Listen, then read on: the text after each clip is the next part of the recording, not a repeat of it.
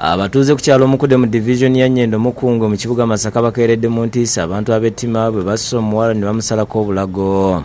Omulambo ogulabiddwa abatuuze abadde bayita okumpi ne guzuuliddwa n'abatemeza ku poliisi ya Nyendo esitukiddemu. Yeetaaga okusalira amagezi olw'ensonga mu bbanga ttono waliwo omukyala eyakamala okuttibwa ate nga akozeseddwa era mu ngeri yomukizemu nekibaawo. Wabula kitegerekese nti ono abadde tamanyikiddwa mu kitundu era ng'asangiddwa talina bimwogerako.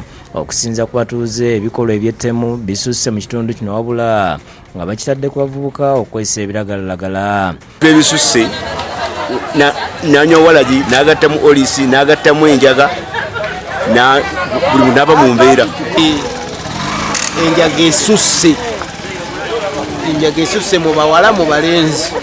Ssentebe w'ekyalo kino Godfrey Ndugwa agambye nti bakyalina okusoomozebwa naddala ku bannannyini mayumba abatafaayo kwanjula abapangisa baabwe eri ab'obukiiko bw'ebyalo. Tulina okwegatta tutambule bumu sabe nga twogera eddoboozi ki limu poliisi LC n'abatuuze. Ne ku ddala abatuuze tulinayo ensobi kubanga abatuuze abamu bamanyi obufobeeramu abakyamu. Enkola yabeerangawo edda ey'amayumba 10 nga mubala ennyumba 5 ne mwekolamu omulimu ne mwemanya abantu abaliwo era ne mulonera obukulembeze wano manya nti amayumba 5 gundi agakulira.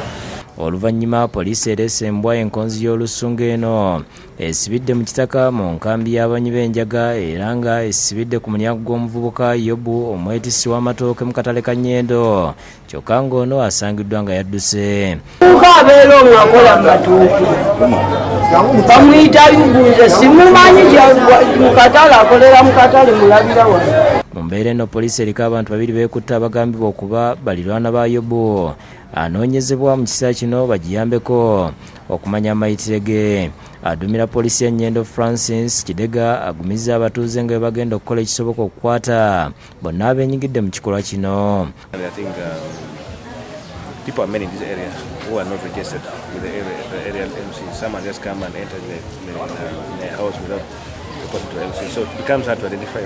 Oluvannyuma omulambo gutwaliddwa mu ggwanika ly'eddwaliro ekkulu e Masaka okwongera okwekebejjebwa. Fiona Nanyemo yakusakidde gwino ku Bukedde TV.